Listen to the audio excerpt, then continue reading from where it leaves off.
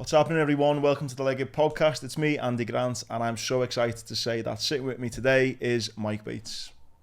What's happening? See you again, brother. Mate, loads of people on the pod. I've been watching you, and I see when I go on your Instagram, like the followers from the pod and me onto you, because we obviously tracking your journey. I was posting about it 2 weeks ago. Got back from the Atlantic Ocean.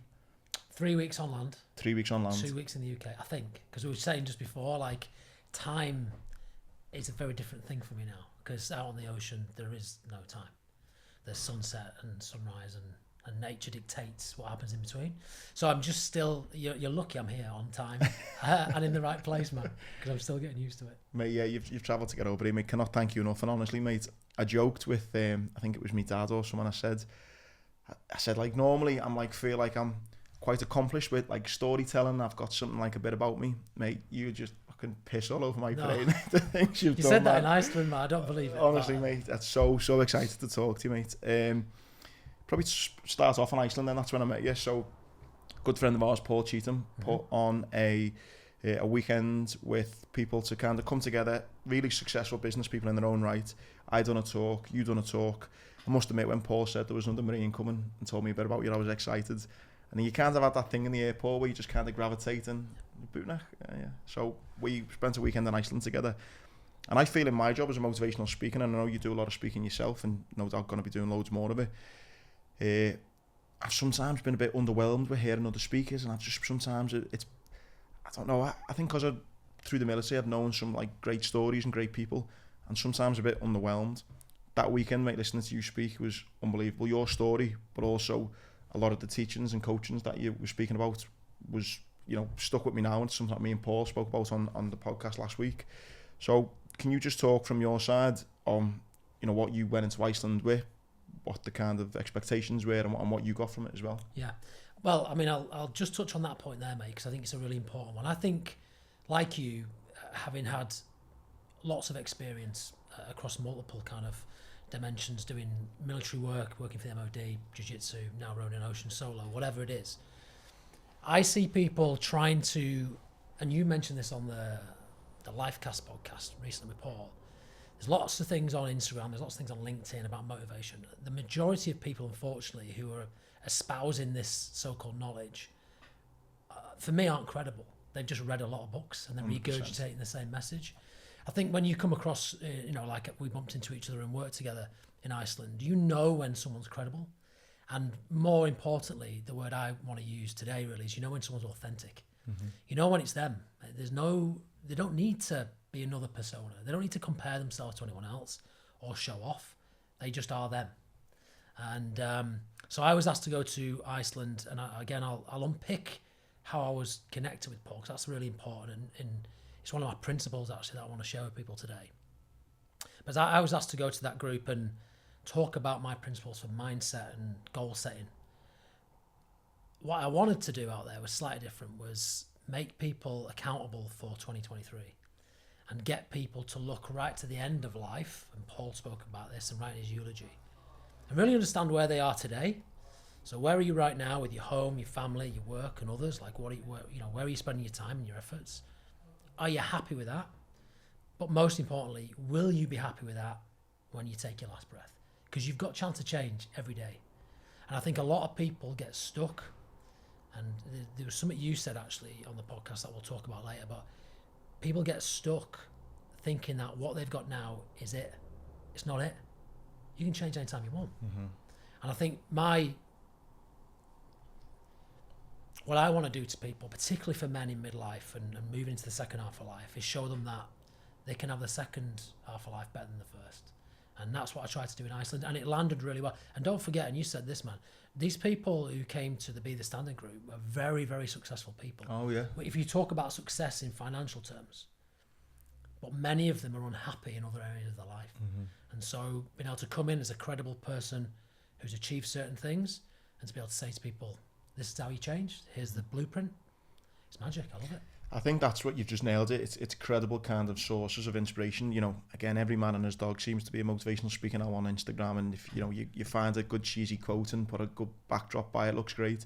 I think the fact I'm looking at you, served in the Marines, worked with the MOD, you know, black belt in jiu-jitsu, like you say, and just come back from the Atlantic. It's like there's someone who's not just talking the talk, but walked the walk many times over. And I think that as well as being a good speaker and being able to get good messages, but I think that credibility, I think, was so key for, I think, how you engage the whole group. Yeah, and the ocean was a big one, and I hadn't really thought about it in this way, because the campaign obviously started as me trying to raise money for a hospital and trying to find the thing which I felt was one of the most challenging things in the world to do, and that's row an ocean solo. You know, more people climb Everest every year than have ever rowed an ocean solo. Yeah, I remember you saying that. I couldn't believe that. And to do it in the way I did it was me. It was authentic, and I'm proud of it. But someone said this. I wrote a lovely thing about heroes on LinkedIn and spoke about me and Kev Sinfield as being their kind of hero. And this is an ex-professional sportsman, one of my students. He said, and he nailed it for me, was that I'd taken huge risks to play this out live. You know, you and I stand on stage and speak about things that have happened to us in the past, and they are amazing for many people and inspirational.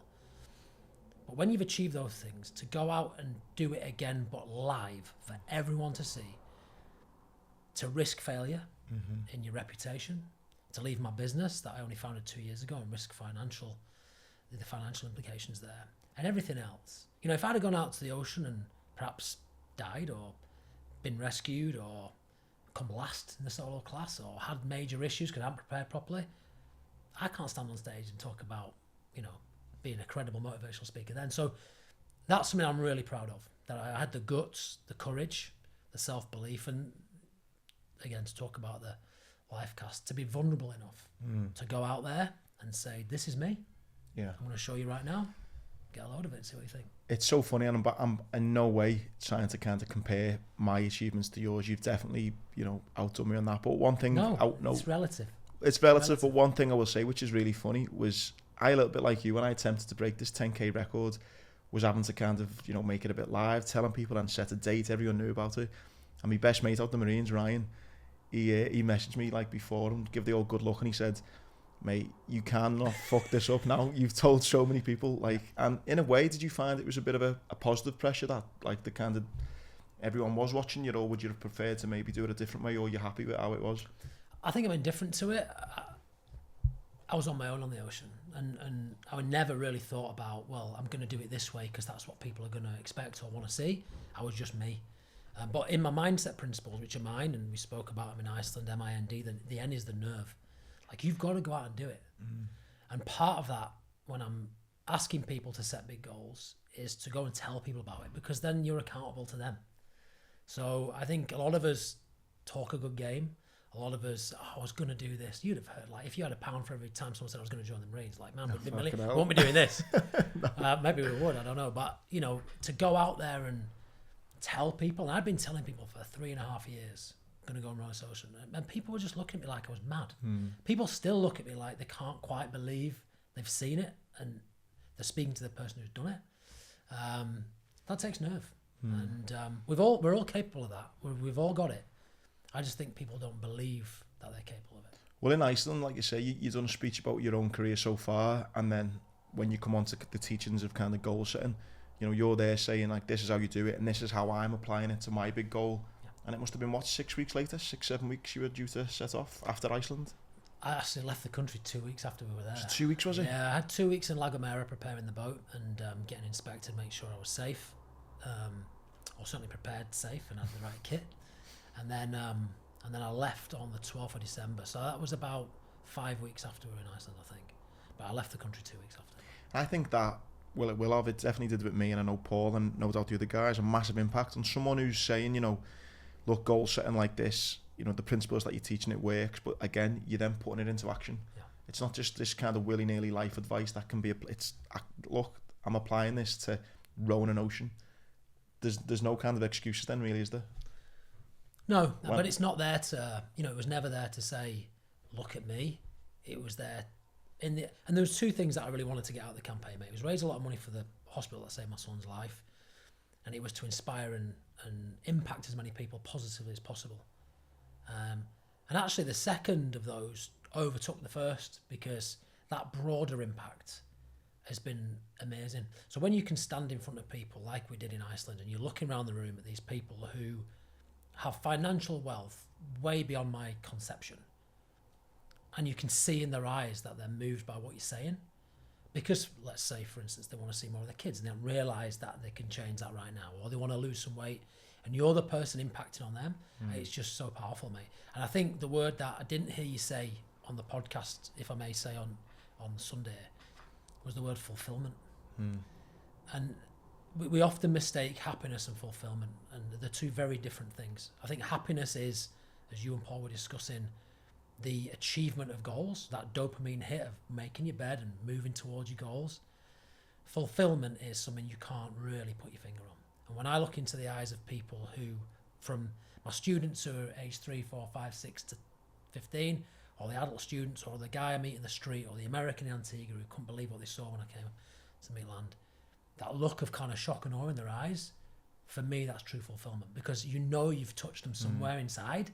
They're going to go away. And mate, like you, I've had loads of messages of people in that group in Iceland and beyond who've said, you know what, I'd set myself a goal in 2023 to run 5k. It was 5:30, it was raining, I was tired, and I thought, hang on a minute, that idiot's on the ocean on his own. I've got to get up. Yeah. That's fulfillment, man. Yeah. No, mate, you had such a massive impact on me and everyone in that group, and I'm just a bit jealous now. I think I'll be out of a job, motivational speaking, once you start getting on the circuit. That's the only problem. Mate, if we can take a step back from Iceland and talk about the military career, are you one of these people, would you say you kind of, you were destined to kind of live this life, or was it, what's the kind of saying, is it you nature or nurture? Do you think the kind of Marines done that to you, or was it always something in you? Or I think it starts before then. So, and I'll say this, and this is not in any way, he won't be listening to this, but I know you've got a great relationship with your dad, and you live next door to him. I don't have a relationship with my dad. Ironically, I saw him a week before I left, and there's no issue, and I have no bad feeling towards him, but I was in the same room as him. It was my brother's surprise 40th, the week before I went to row the ocean on my own, given the risks, and he never came over to say anything. But he sent me a message last week, and just saying kind of well done, not heard from him in 2-3 years. And in the message, he says, I'm proud of your achievement. That's the first time he's ever said he's proud of me my whole life. And how did you feel with that?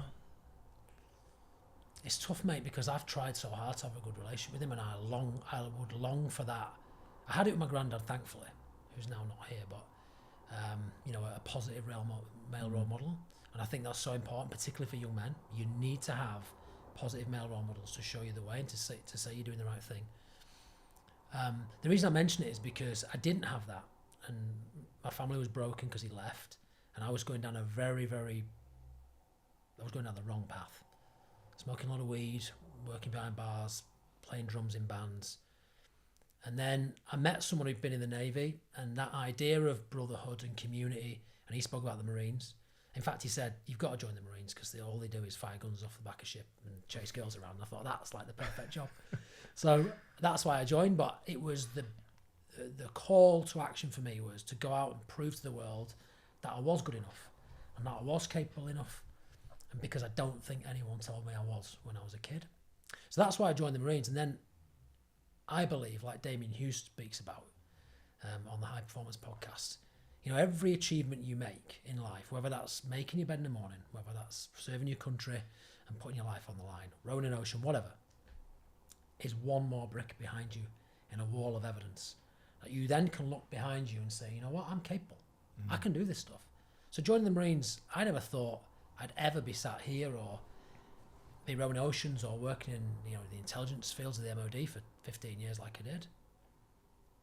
But because I'd achieved things in the Marines, I then saw it as possible. You know what, mate, in a weird way, I've never ever... I love that podcast, Damien, same surname. Hughes. Damien Hughes is, yeah. I've never heard him say that, but I've thought of my life like that in the sense when people have asked me and they look a little bit bewildered and say, oh God, if that happened to me, I could never have done that.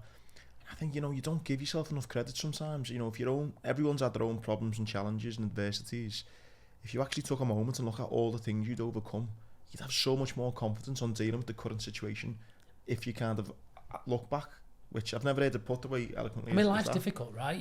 Life is difficult. And again, if I quote anyone, I'm going to be saying who they are because it's not me. And we spoke about authenticity and credibility. I'm not going to, say that I know everything, but I listen and I read a lot. So if there's anything I say that is not my words. I'll quote it. So Jordan Peterson, you know, he talks about life being suffering. It is. It's bloody hard, man, to get through life. The fact that you even stood up straight and holding down a job and being there for your family is a huge achievement, because not everyone can do that, right? So I think we all need to give ourselves a little bit of a pat on the back. In fact, I just put something out on my Instagram today, MikeBates_official, about a mini series of, I'm calling the Lessons from the Ocean. I see this morning, actually. Yeah. And the first one, I'll give you kind of the scoop on it, is just show up and be you. You are enough. You don't need to be anyone else.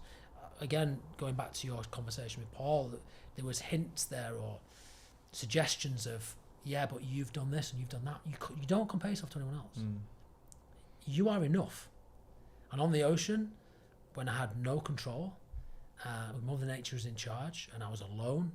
And again, when I talk about the ocean, I'm going to caveat this by saying I don't need to exaggerate anything. So if I tell you the wave was 50 foot tall, it's 50 foot tall. If I told you I rode for 17 hours a day, I rode for 17 hours a day non-stop. I was alone, I didn't see anyone. Just half a dozen passing ships like a mile and a half away in 46 days. When you are alone like that, you realise very quickly, mate, that you can just be you. There's no, I can do this, I'm tough. I cried every day, most days. I was emotionally broken. I was in fear. I was anxious all the time, to the point now where my heart rate variability is so low. My nervous systems have really been badly affected by it. But I accepted that and I put it all out on Instagram because I wanted everyone to see the real. I'm an ex-Marine. I could have gone to that ocean and glossed all over it and said, look at me, I'm going to smash it, 46 days, fastest British person ever to do it in that race, whatever. I'm not doing that. I'm saying I did the best I could with what I had. That's enough. That's me. And that's it. That's all we can do. Yeah, it's so interesting as well how that kind of your journey to being where you are now, sitting there, fastest British male to do it, or fastest person in that race, yeah. Solo, yeah.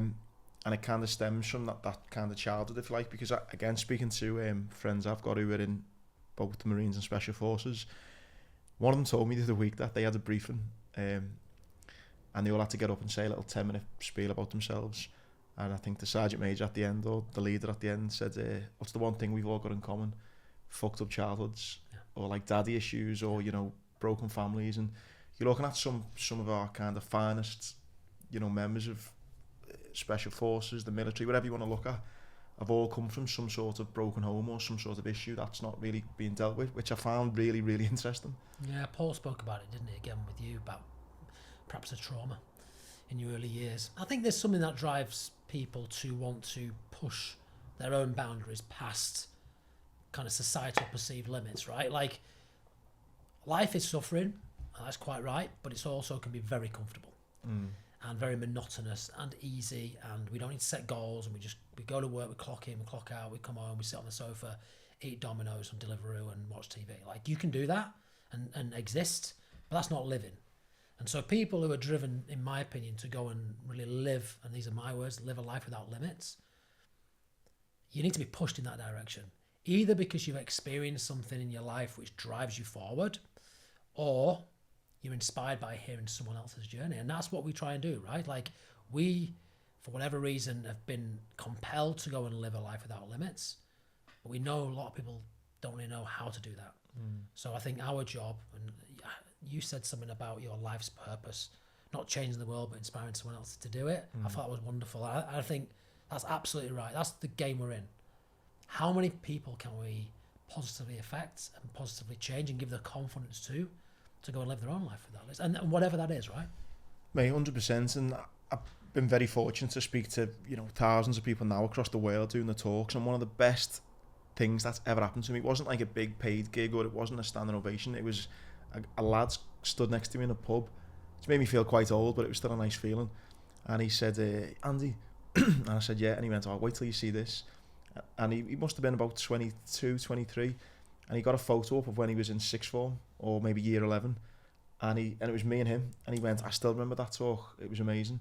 And then we got another photo years on. And I just thought, wow, this kid remembered me 4, 5, 6 years later. And I thought that's that kind of impact of, who knows what he'll go and do with his life, but the fact he's remembered you, I thought that's, like you say, fulfillment. That for me was mega. That's real impact, man. And you can't quantify that, you know, because like you say, who knows what that person's going to go on to do. But what I do think, and this is something I've been thinking a lot about, particularly as we get a bit older. I'm 42 now, right?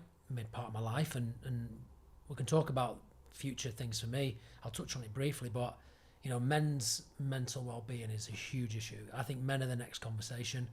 I think they've been left behind somewhat in the way we talk, and because men are expected just to get on with it, right? They always have been, and you know, men are 3 times more likely to kill themselves than women. The sweet spot's kind of late 40s to early 50s. That's when most men kill themselves, which isn't something that most people think, but it's true.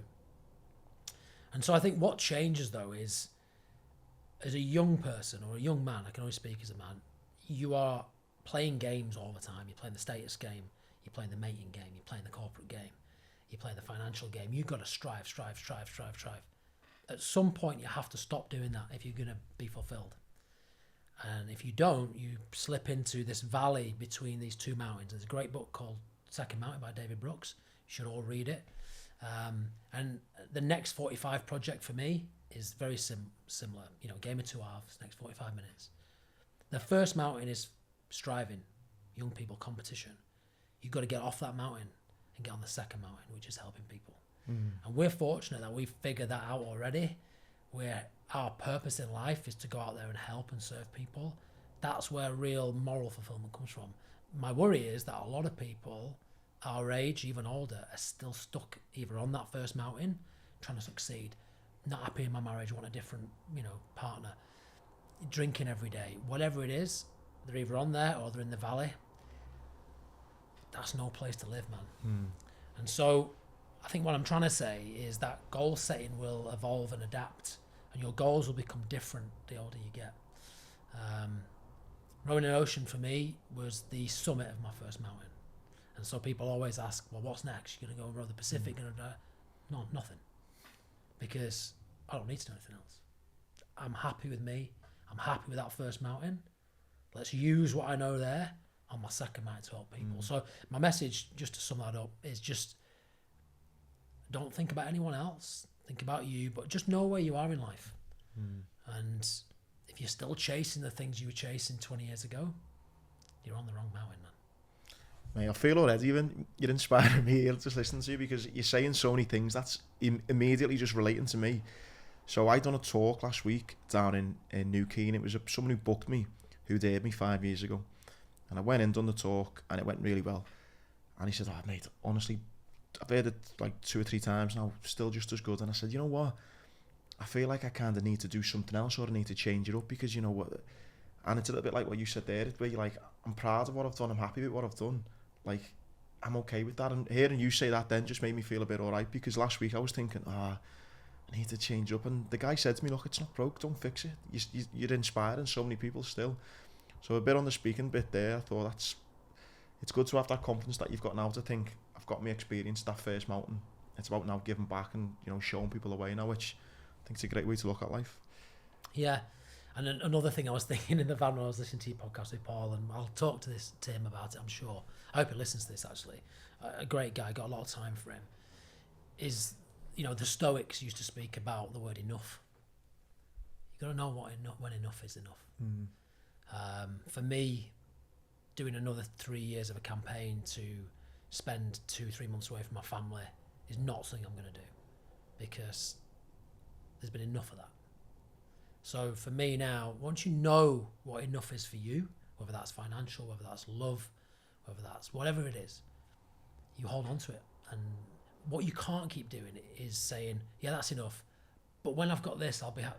You'll never be happy. You're chasing dopamine hits. You're not chasing fulfillment. You know, fulfillment's when you walk through a door and you catch your daughter out of the corner of your eye in the garden playing, and there's that moment where the sun's shining perfectly. It's just there and it's just right. You can't articulate it. It's the moment I felt when dolphins arrived on 2 of 3 of my lowest days on the ocean. The only word I can use is magic. You can't quite articulate it. It's otherworldly almost. And yeah, I think we've got to start to be happy with who we are and know when enough's enough. Because if you're chasing, you're never going to find the end, man. You know, then back to when you are in the Marines, did you kind of find yourself on a career of kind of chasing the promotion ladder or constantly chasing new challenges at that younger age? Did you, I don't know, one day think that you would be planning to row an ocean one day, or did you see yourself with a 22-year career? I mean, what was life like as a young Marine?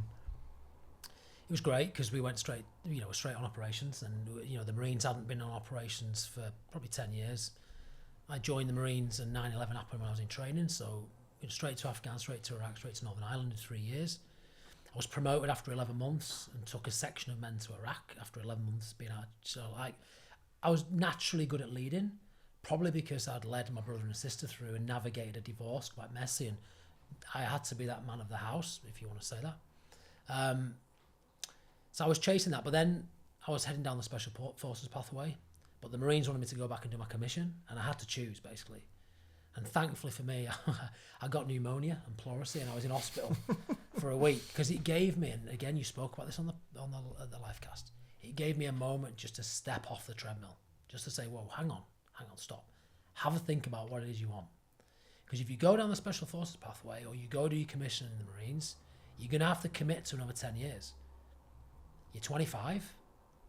What you want more than anything else, actually, is a family of your own that you never really felt like you had. And if you choose that path, which is what all my mates were saying to do, what the Marines were saying to do, what society was saying to do, go strive, you won't have what you really want. So I decided to leave the Marines, and thankfully applied for a job which I never thought anyone would get. I didn't think it was a job that existed in the MOD, and I got it. And that enabled me then to continue the love I had for serving my country and keeping us safe. But I was home every night. So then I met my wife, we had children, and then I had the best of both worlds, right? So I was definitely striving, but I think I was fortunate and I'm grateful to have got poorly when I got poorly for that week or two, just to stop. And again, I would just encourage everyone. It's what we did in Iceland with the 4 spaces, which is kind of my principles for taking stock of what you've got now. Just stop for a moment. Have a real good think about what it is you want from your life at the end of life, and then work backwards. No, mate, it's brilliant. It's off subject completely for a second. At what point did the old jiu-jitsu come into play? Is this a kind of constant in the background, is it? Through your whole life, is it? Or No. Well, we were told we were going to Afghan. We went to the Tora Bora region, and the job was to find bin Laden, right? That was the mission. And we knew he had some caves. And we thought, well, if we end up in these caves, we better know what we're doing if we don't have a rifle. So there was a guy called Dean Robertson, who was fighting MMA. I mean, we're talking 2001 here, 2002. Because we've had Martin Stapleton on, do you know Stapes? Yeah, I don't know him. He's either the first bootneck black belt or I am. Really? Yeah, I think so. There might be one other guy. We need to find out, actually. Yeah. I'd like to know. But yeah, so we started grappling because Dino was fighting and he was just showing us stuff he knew no-gi. But back then, man, jiu-jitsu wasn't in the UK. Mauricio Gomez, Hodger Gracie had just arrived. I think Hodger might have just turned up, and Braulio was here, Braulio Steamer, who's the elder brother of my professor, Victor. So I started like super early and didn't have a clue what was going on, as you don't right now, as a white belt, right? But it was fun. And then I did it for like a few years. I left the Corps, like I said, to join. And then I went and found a Brazilian Jiu-Jitsu Academy in London, where I was living. And again, because it was just the very start, it was filthy. A handful of Brazilians just beat me up and said, and then like kind of like crowded around me at the desk and said, "Side up," and I was like, "No, thanks." And I thought, if that's jiu-jitsu, I'm not down for it. And then I was on a job with the MOD doing some intelligence work in Leeds, ironically.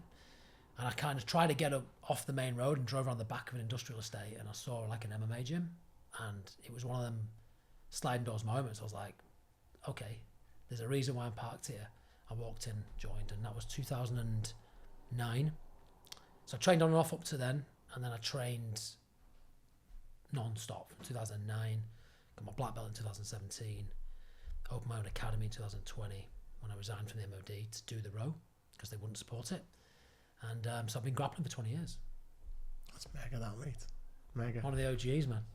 Still rubbish, but it's one of the OGs, you know what I mean? So how long did it take to get back with them? What, 8-9 years? Yeah, so like obviously I had some experience, but then training consistently, anywhere between 2 when I had kids and stuff, and when I was posted to Canada, training 5, 6, 7 times a week, competed all over the world. I took my gi everywhere. So whenever I was posted to work, the first thing I would do is like, where's the nearest jiu-jitsu academy? And when everyone went out for beers, I'd go train jiu-jitsu. Yes, it took me 8 years. And what do you think, all the things you've done, mate, how important is that aspect of, you know, looking after yourself, jiu-jitsu, discipline, you know, purpose? How have you found it's had a massive impact, or it's just run alongside? I mean, it's run alongside my life, but I always speak to my students when I talk about jiu-jitsu in this context, mate. Like, I view the mat as a mirror, right? So we're not often placed in positions where we fully show ourselves as who we are exactly to everybody else. We're always guarded. We're always, you know, putting a bit of a mask on and, you know, showing the best of ourselves on social media to people that we meet. You can't do that in jiu-jitsu. You know, when you're grappling, you are naked on the mat to a degree in terms of your character. You know, how do you train with other people? How do you give? How do you take? How do you win? How do you lose? Everyone sees that. You can't hide it because it is you against someone else, tactile, hand-to-hand combat, egos involved. You very, very quickly see who that real person is. Now, you can change that person. I've got loads of students who came in super aggressive, ego through the roof, and now are the most humble, accepting, amazing training partners for my students as well. But that's what I got the most from. It was that ego check all the time. And we all have this in jiu-jitsu. I'll tell you my moment. And I was a blue belt, so I knew what I was doing. I'd been out of the Marines a few years. I was 80 kilos, a bit bigger than I am now, pretty fit. And my professor had another student called Vanessa English. She's called Jiu-Jitsu Woman on Instagram. And she was world champion at purple belt, 50 kilos, 55 kilos. I rolled with her in Nottingham, and she took my back about 10 times and strangled me to death in a 6-minute round. And I'm like, I'm not new to jiu-jitsu. I know what I'm doing, but she's so much better and so much smaller. And I just, you go one or two ways. It's like, my ego's checked, I can't deal with this anymore. Or, what magic does she know? Yeah. I need to know this. And for me, it was that. And I was just all in. And it was amazing. I guess that's the thing. You're just constantly learning as well, aren't you? Yeah, it's never ending. And you can do jiu-jitsu for the rest of your life. You should. You said about your goal to be a black belt. I always say to my students, that is the minimum standard of goal for me. It's not a blue belt, because what happens when you get your blue belt? It's like, oh, I'll be happy when I get my belt.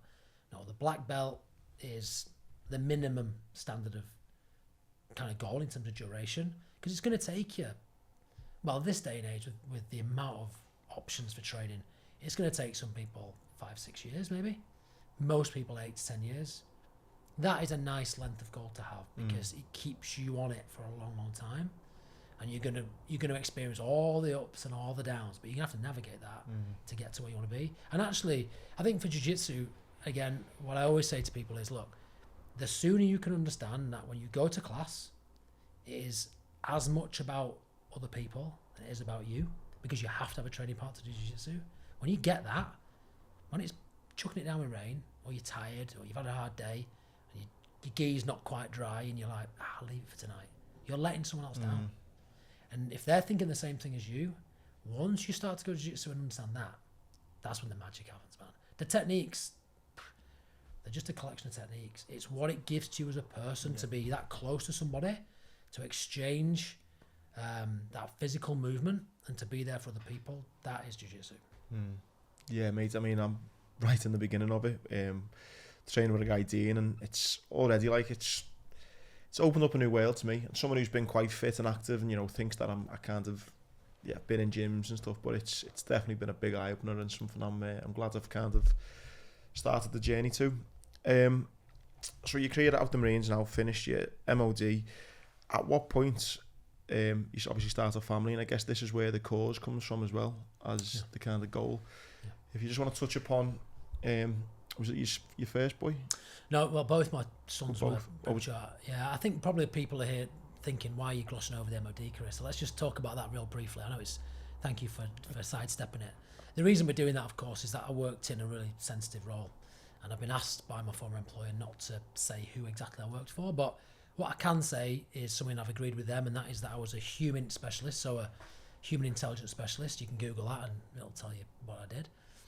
and a former counter-terrorism covert operations leader within the intelligence and security fields of the MOD. Now, you make your own mind up what I did. I was introduced. I'm glad you said all this. I was introduced onto stage, mate, as the real James Bond, and it's kind of stuck. I mean, I'm not saying I am James Bond, but it was that kind of world, right? And so it was really exciting, and I loved it, and I did it for 15 years. But unfortunately, when I wanted to row this ocean, because I was in the covert world, and for most of my life, I was being someone else in order to gather intelligence, the organisation wouldn't support me doing the row. So I actually resigned to do it and start my own business. But going back to why. So 2019, in the summer, my son, at that point, they're both born premature, one 5 weeks early, one 9 weeks early.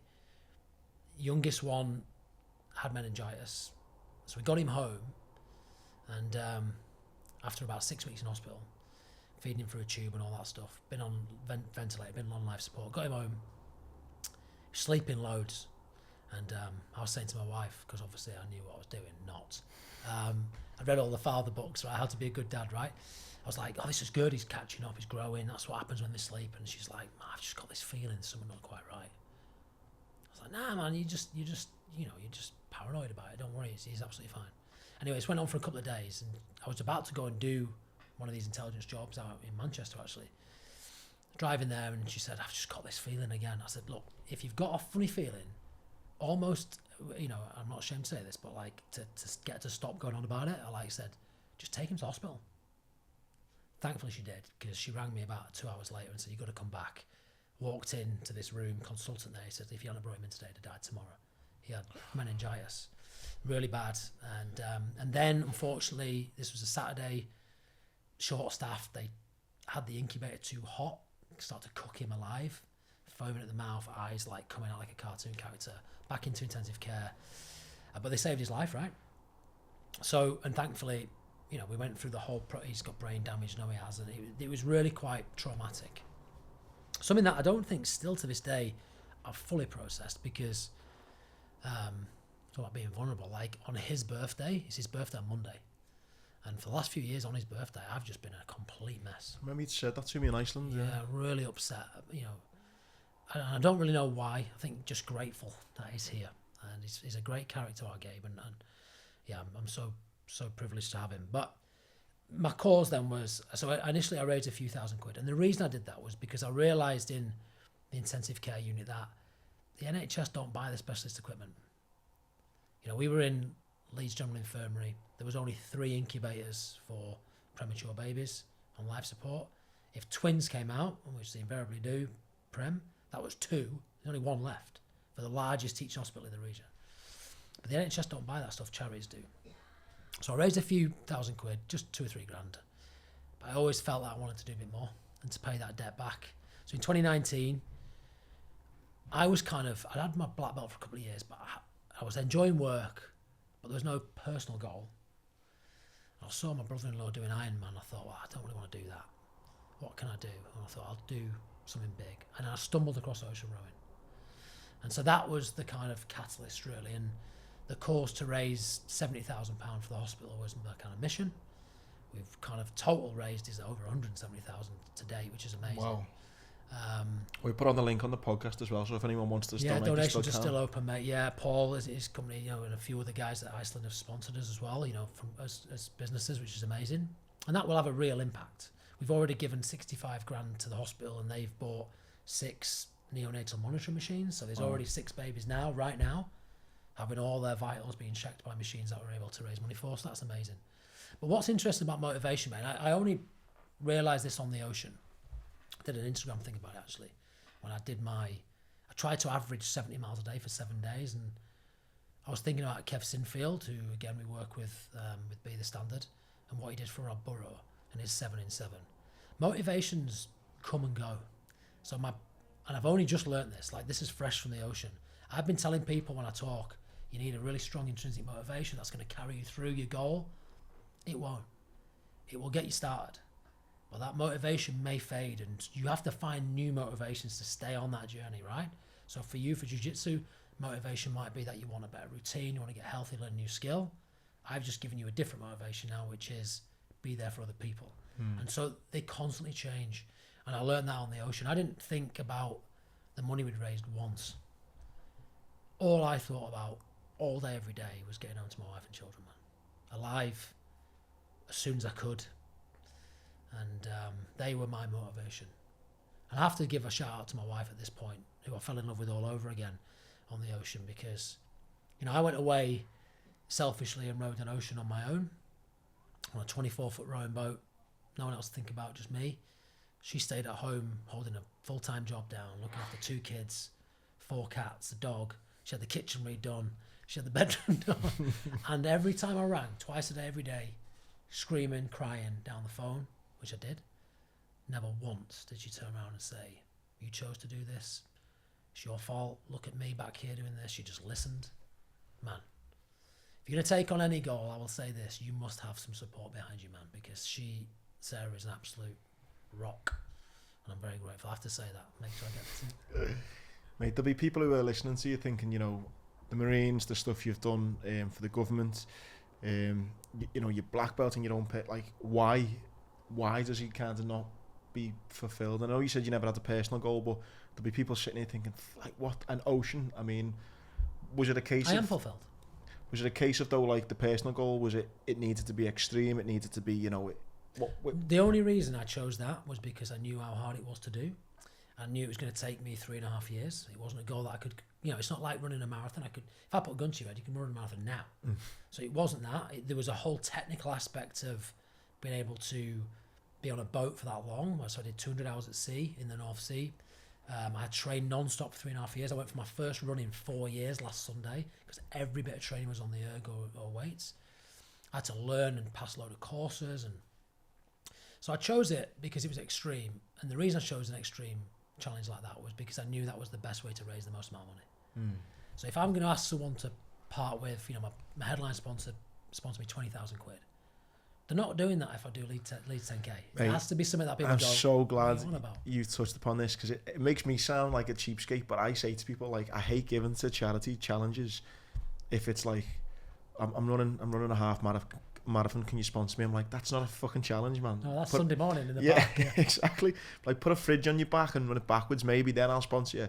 So the fact that you've got that mindset, I like. But on the fulfillment piece there, so I think if you look across, and again, I've looked backwards, you've got to do this. I think you've got to start to, you know, Jordan Peterson talks about future authoring, right? You've got to start to write your life as you want it to be at the end, and then work back. Make sure you get it right, because you've got a chance to do this every day, right?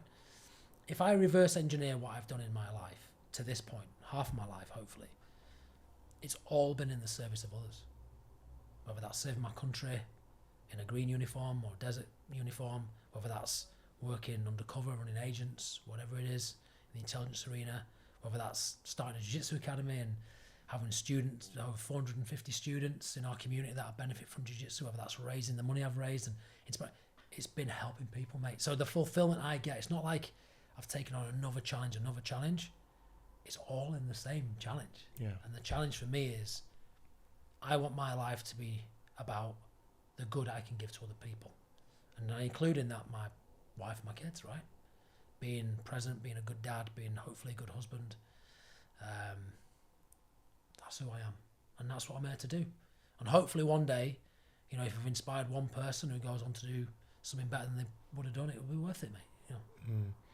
You just kind of wish, don't you, if everyone in the world had that message of, like, it's, and understood how much better it feels to give rather than receive. I mean, you've said to yourself all the amazing things you've achieved, and it's been in the pursuit of others in a roundabout way. But I've only recognised that now.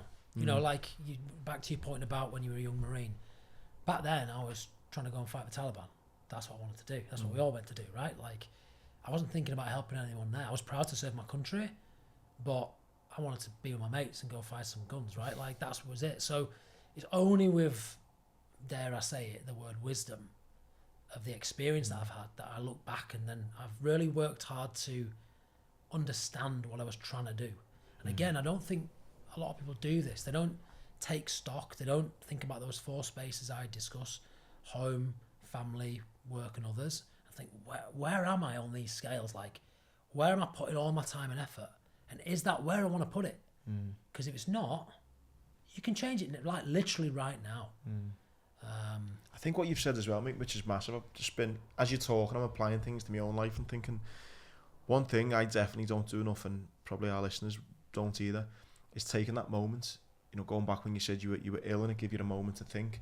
I think nowadays it's so difficult with social media and so much going on to actually, you know, disengage from everything and have that moment on your own to kind of just sit and think and actually really evaluate what you want. Because sometimes I find it difficult to sit there for 5 minutes without looking at my phone. And it's so on point what you're saying, is just having that kind of real, kind of open, honest talk with yourself and think, right, what is it I want, you know? Yeah, I'm not good at that either. But the only thing I wanted out on the ocean, other than getting back to see my family alive and in one piece as quickly as I could, was there was one thing, mate, and I was thinking this pretty much all the time. Just give me 1 minute to stop, because the ocean is relentless. There's, you know, life is not relentless.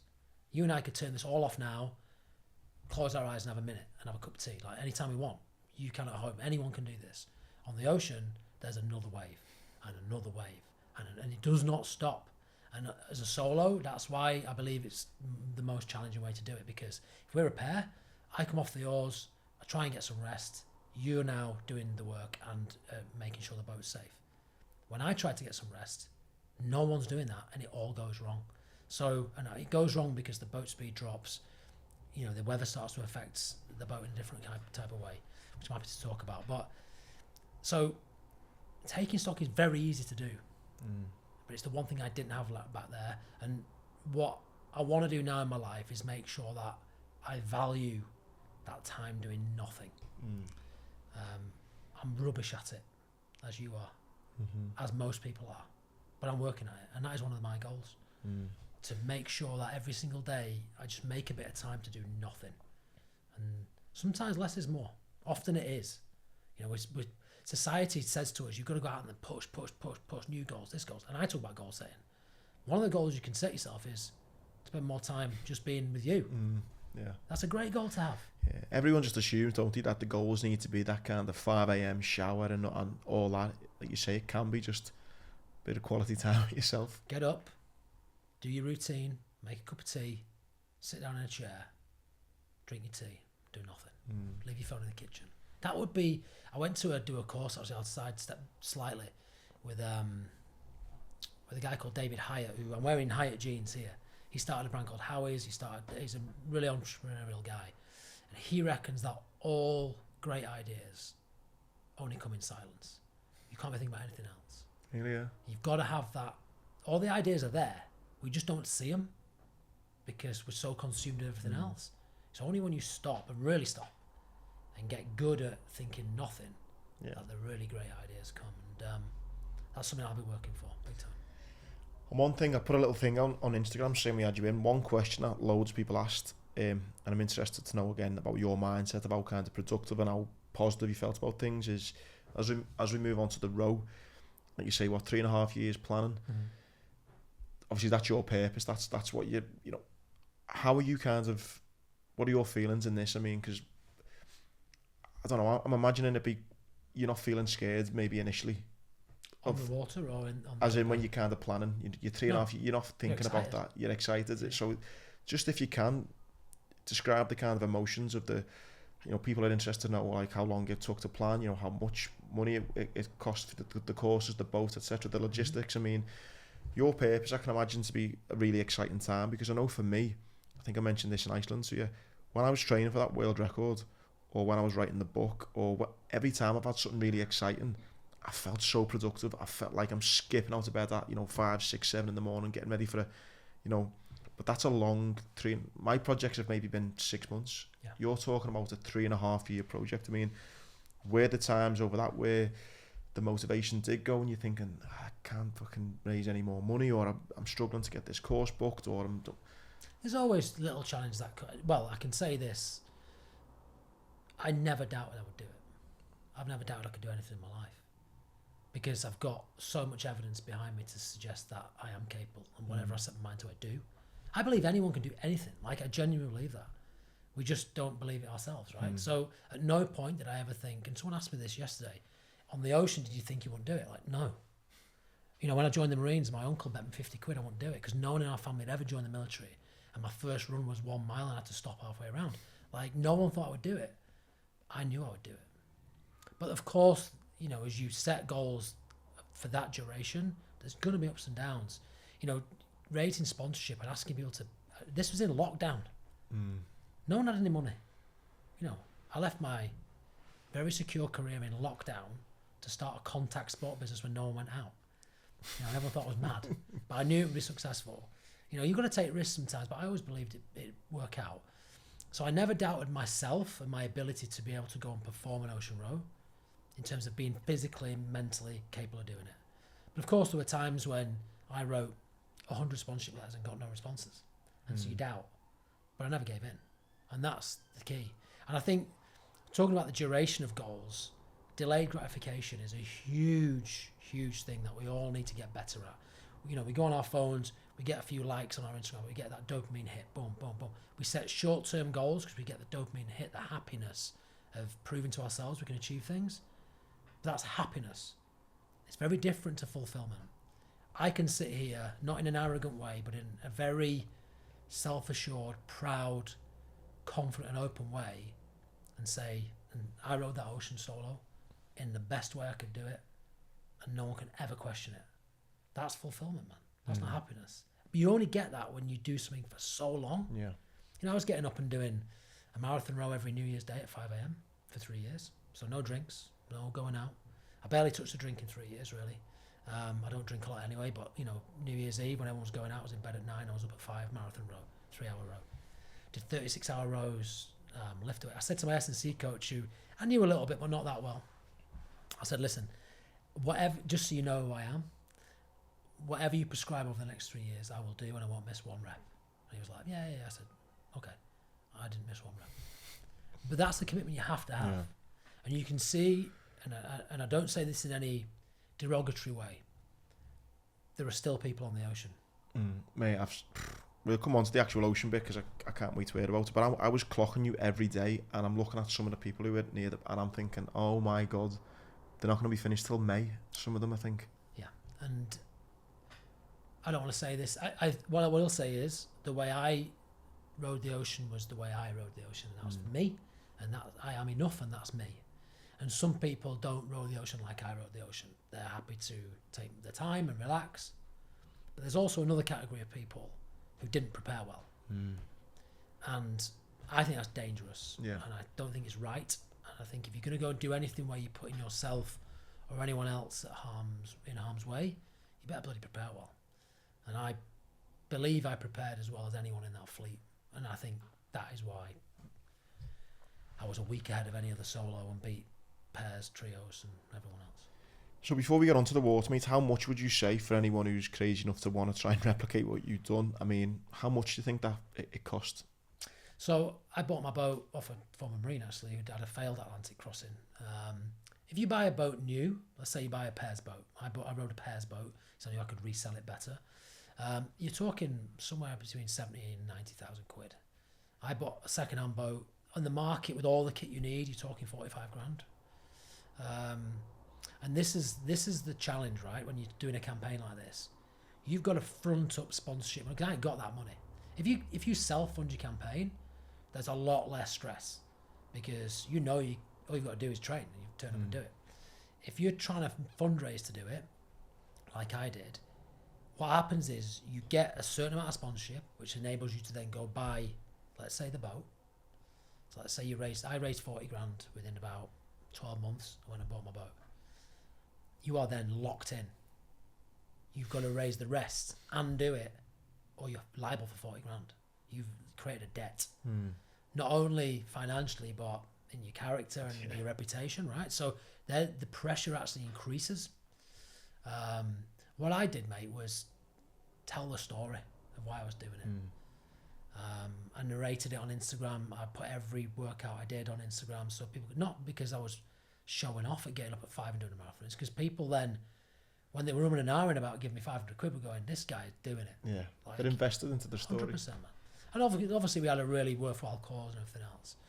But it costs a lot of money, and to do anything of an expedition like that, whether it's Antarctic, whether it's Everest, where it costs a lot of money.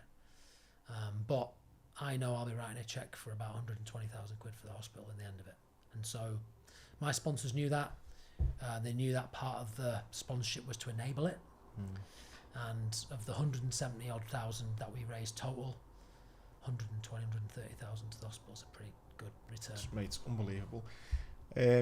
Mate, coming up to the road then, I mean, what are your feelings like when the kind of, I say the hard work is done, obviously the hard work's to come, but I mean, the boat's kind of on its way, you know, you're kind of on your way, you're saying your goodbyes and stuff. Those last couple of weeks, obviously just after Iceland, what have your feelings gone like them from, I guess, like you just said, you've done all the sponsorship, you've done all that, it's now down to like the nitty gritty of actually in the next 10 days I'm going to be on the water. So we say, everyone says the hardest thing is getting to the start line, i.e. the 3.5 year campaign.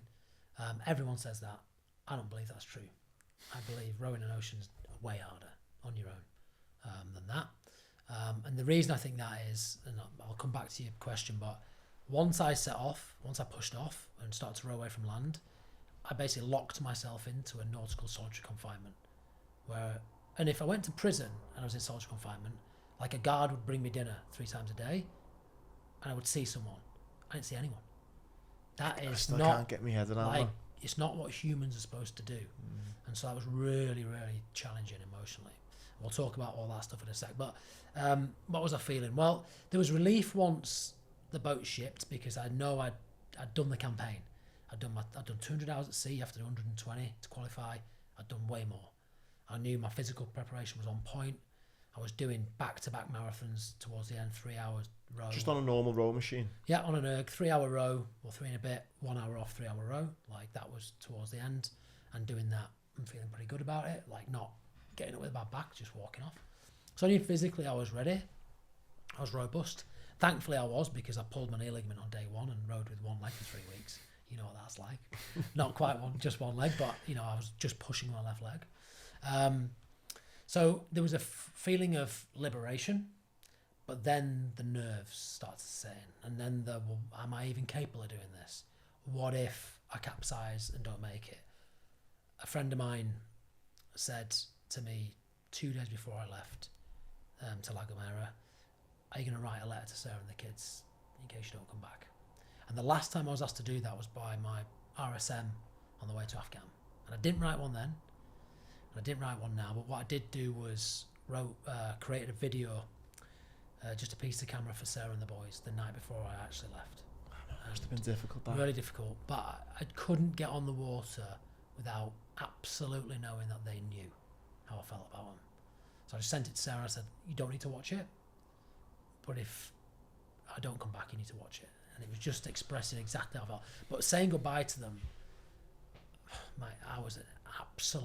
I remember leaning against the door in our bedroom, sobbing uncontrollably, you know, like when you start to wail and like the snot's pouring out, like saying goodbye to my boys and the dog. And then they came out to La Gomera for 4 days whilst I was preparing. Didn't stay for the start of the race because I couldn't row away from them. And then I had to say goodbye to them again. And it was brutal, man. But that was part of the hardship, really. Like, I was away at Christmas. I missed Christmas, missed New Year. And that was part of the sacrifice, mate. But I only reconcile that as being worthwhile because of the impact we've had on others. And I always said to Sarah, I said, look, this is a sacrifice we're making as a family. Just one big sacrifice. We'll miss each other this Christmas. We'll not be together. But it'll be worth it long term for the amount of people that benefit from this. You touched upon it before, the support from your wife and your family and friends. I mean, that's massive, isn't it? I mean, because it's obviously so hard on your wife. I mean, do you think she feels inspired about her role that she's played, or do you think she's just got a tattoo of my logo on her arm whilst I was away? So really? that was when I knew she didn't think it was a bad idea. Definitely, man. And Sarah's different to me, thankfully. You know, she's much more solid and stable, and enough is enough for her, and she's amazing. She loves nothing more than hoovering the house 5 times a day, and that's her little bit of guilty pleasure, she won't mind me saying. So she's just happy to be at home, and she's got an amazing job, big high profile job, but she doesn't, like me, feel the need to go out there and push things forward. So I think me going out and doing it pulls her along a little bit, and then she pulls me back a little bit, and that's why it works so well. But if you listen to you watch me come in live and you listen to my interview afterwards, straight away I said that it was a solo rowboat team effort. Yeah. You know, I don't sit here saying, look at me, I'm amazing, I've rowed an ocean. I sit here and say, I'm really proud of what I did. But you can't do that on your own. Like, you know, I surrounded myself with people who knew better than me. Even though I had a lot of experience in this kind of arena, doing expeditions, operations, I knew I needed a great S&C coach. I knew I needed a great ocean rowing coach in Duncan Roy and S&C coach in Paul Kelleher. I knew I needed to speak to people about sleep. I knew I needed to get people on board who knew more about nutrition than me. And so I just surrounded myself with experts, man. And I think there's no way I would be able to do it without doing that. And I'm humble enough to say that it was a team effort. Mate, so talk to me about, you know, the day comes, you kind of getting into the boat. 'Cause how many people started the race? You've got people in fours. Yeah. So there was 128 rowers, 43 teams, 17 countries. And of those 128 rowers, there were 6 solos. Not many. So how is the the logistics of the order and stuff? So you're in like a harbour, and then, I mean... In the marina. So it's funny. And again, this goes to preparation, right? So you get there, all the boats are shipped out. They're in a car park, basically, called the boat park. Big tent where we go and get briefed every day.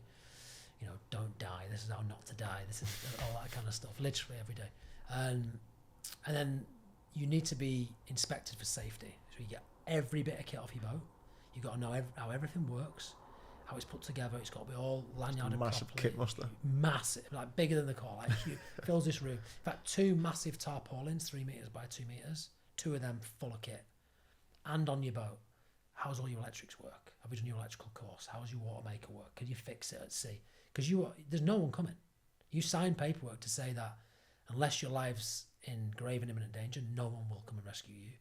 And certainly no one's coming onto the boat because it's just too dangerous, right? So if you did, you'd be disqualified from the race. There's no point starting. So 43 teams of 4, teams of 5. We need a volunteer to be the first person to be inspected. So I was the first person to be inspected out of the whole fleet. Big pressure. Everyone's looking like, who's this cocky solo getting in? And I'd said something, and I laugh about it now, but someone once said to me, and I'll say that again, someone said to me, I didn't say this, that if you row an ocean as a pair, you can only ever say you rowed halfway across. And that was the push for me to do it solo. I said that at some point in the boat park. I was filmed and they played it on the big screen in front of all the teams. And all the photos that I was getting booed and all sorts. Partly because they thought it was funny, but partly a few people didn't like it. Really? Yeah, I didn't like it. I beat most of them, so they can't say anything now. So for me to go and put myself out there, put my head above the parapet and be inspected first and potentially fail it, right, in front of everyone, was big. But I knew I was ready. So I was inspected first. I was the last boat to leave La Gomera. Every other boat went before me. Because again, no one wants to go last. You need to be confident in yourself when everyone's gone and there's just one boat left. And you've got to get on it and row away from land. That's tough, man. But I knew I was ready. You know, like, it comes back to preparation and self-belief. That builds over time, doesn't it? Had I not done every rep in the gym for 3 years, had I not done over, 100 hours more than I needed to do at sea, and those hours were quality hours, I knew that in my mind there'd have been a question. Did you have one of those sessions? Because I know I did before my run, where it was, I don't know, you nailed a session and you thought, nah, I'm good. Was there a particular moment in your training and you? No, I went across the Thames Estuary with Duncan Roy, my ocean rowing coach, in pretty challenging weather. I was really seasick. First time I was seasick. In fact, I wasn't seasick on the Atlantic, but I was seasick then. 70 odd miles, we did it in 3 days. It was offshore, like 20 odd miles off the coast of the North Sea. And I knew when I got off there, I'd experienced the weather which was typical of the Atlantic. 2.5 metre waves, 20 knots behind us. And I knew no one else in the fleet had probably experienced that, maybe a few teams. So at that point I thought, I'm really well prepared here. And on the second or third day, once the headwinds dropped, because we were the first time in 5 years there was headwinds to start, which is a nightmare as a solo because you get blown back on the beach, right? That's embarrassing. You can't even get off the beach. when we had fairly big weather, not the big weather that came, but the fairly big weather, I just thought, probably no one's bad weather like this. I know what I'm doing, and I felt confident then. So, mate, you're the last boat going out. How is it a matter of kind of hours or days? Is it where you kind of then overtake people, or do you not even see that you're overtaking people? Or I saw boats for the first 12 hours or so. The last boat I actually saw was Jamie, the other solo who came in second. I spent a lot of time with. I was racing him at that point. So he works for Manchester City Football Club. He's So under 18 coach. I've done a talk for Man City, Right. and my friend Jim says, I've got a mate rowing the Atlantic like you, because I kept on posting about you every day, and Jim said, my mate's rowing it as well. And Well, I mean, one of the things I did speak about was that the dolphin swimming off my ego, because, you know, again, being authentic, like once you step foot, start that race, or start that row, or whatever it is, the real you comes out, right? Like being on the mat again. Like the real you is there for everyone to see. And I started racing everyone.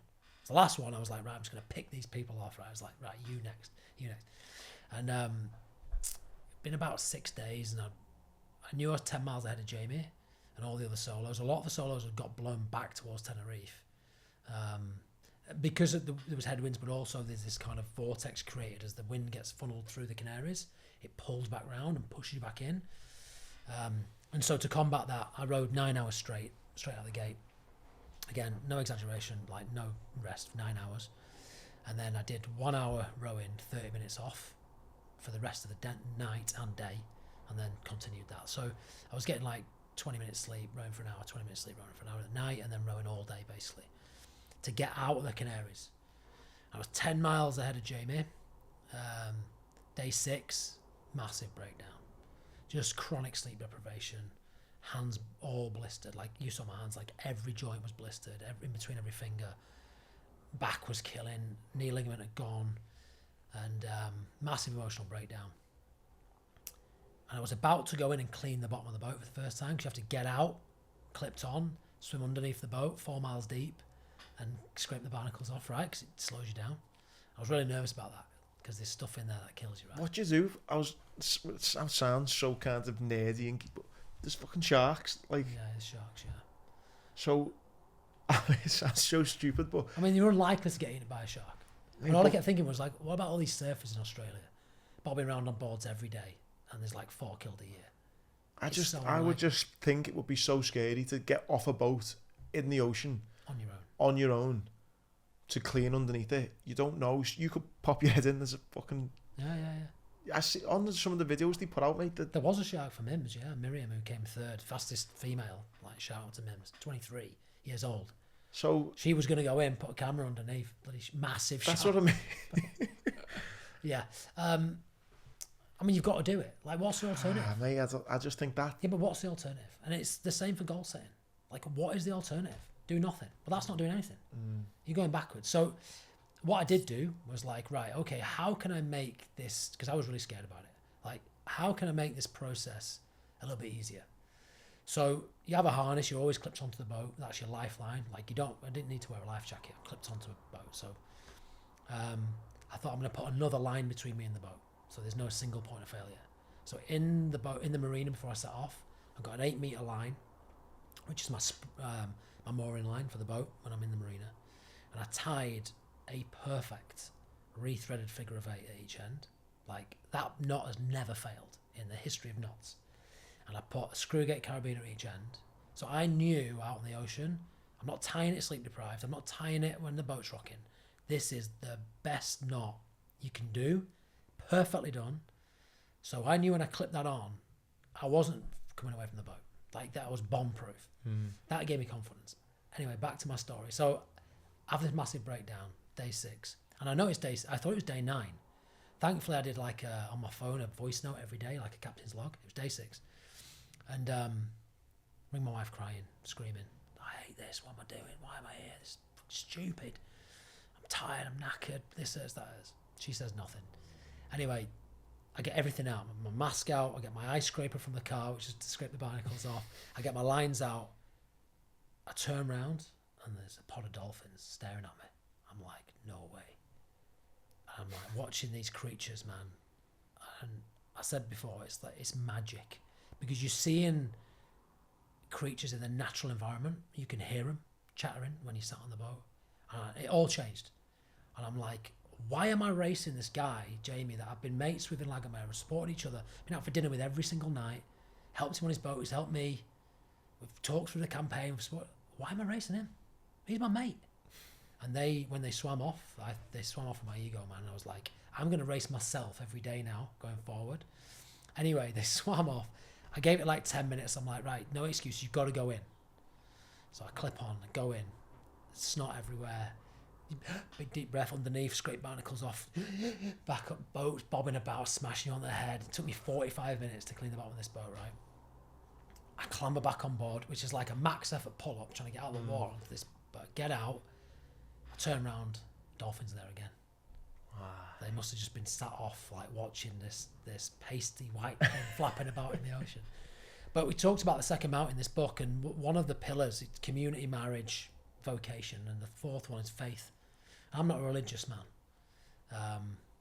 but I tell you now, man, the 3 darkest days, day 6, day 17, day 38 on the ocean, 2 of those days, dolphins turned up, and they never turned up any other time. And you tell me if that's just coincidence or something else at play, I'm not sure, but it completely changed how I felt that day. It was magic. It's unreal, that. When you see, I said to my wife afterwards, I said, we're never going to an aquarium ever again. We can never go to a sea life centre ever again. We could never go to a zoo. I've experienced, and this was the way I viewed it, mate, and I was so fortunate. Why it's magical. 7 billion people on the earth. That show was for me. Yeah. And they're doing all the flips better than you've ever seen them ever do. Mate, in the distance, hundreds of dolphins. The second pod that came, more than 50 dolphins. Hundreds. Flipping about, chattering, 3 of them side by side, like touching each other through the waves. Wow. Unbelievable. Mate, magic. Mate, how quick did you find yourself getting? I know you said you had to really push in the first few days, but how quick did you find yourself into a routine, or did you have a steady routine, or was it dependent on the weather? Was it, or? Well, you'll have heard this more than most, mate, but no plan to have contact with the enemy, right? I had 3 routines written down on my phone that I was going to go and do. Didn't do any of them. So I started just rowing non-stop and then sleeping for half an hour bursts. Then day 6, knee ligament had gone, massive breakdown. I was like... How did you do the injury to your knee as well? Well, I don't know if... I think it was a jiu-jitsu injury from a heel hook I got caught in October. Tendon was a bit weak. The ligament, sorry. I slipped over hard on day 1, kind of trying to get to the other side of the boat. And I remember just kind of completely twisted and flat on the deck. Either that or just the volume I was putting through and the power I was putting through my legs. I don't know which one it was, but for some reason, every time I came back into the catch and through the recovery, the ligament on the inside of my knee would just be brutal. So I couldn't use it. So the routines that I had written down, I didn't do them. I was just going, to day 6, it was like all out. And then I was like, I need to have more rest here. So then I would take a break for 1 hour, 3 times a day to eat, to stretch, and to have a bit of recovery. And then what they do is they index the race meteorologically. So they say, right, it's a high index race, i.e. we're predicting big, fast weather, massive waves, big wind. So it'll be a fast race. They predicted ours to be a low index race, a slow race. They predicted solos would take anywhere between 60 and 70 days. Wow. On average. And then it all changed because Mother Nature decided to just flip it. And so it became a world record race. So Dark Trio, 3 lads, elite military operators. World record for the trios. Was the world record for the mixed 4. And I, like I said, became the fastest British person to do that race solo. And that was Christmas Eve. It just went mental. And so the routine I'd had for the previous week again went out the window because I couldn't get off the oars. The waves were so big, Andy, like the weather was so huge. You had to be on that seat on the oars because if you weren't, you were going to get flipped over. There was a team that did get flipped, wasn't there? One guy did jiu-jitsu. He came over to me in the boat park. Nick, shout out to you, Nick, at Purple Belt. He'd had real mental health challenges. I think he tried to take his own life a few times, and that's why he was there. Fight or die. Yeah, they capsized and couldn't ride the boat and got rescued. on a container ship to Canada, because it's not like a safety boats out there. Like you just get picked up by the nearest ship. So if something does go wrong, how many days are you thinking? Oh, not many, because I mean, there'll be a ship 200 miles away. And 200 miles. Well, whatever, and that will just get notified by once you set your EPIRB off, your emergency beacon. That goes straight to Falmouth. They coordinate the maritime rescue safety team as well. Atlantic campaigns will get involved, and they just notify the nearest ship. And the maritime kind of etiquette and law, it's like you go and save someone at sea because you hope someone comes and saves you. Yeah. So they would just divert the nearest ship and they would just go and try and scoop them up. But that's not without risk, right?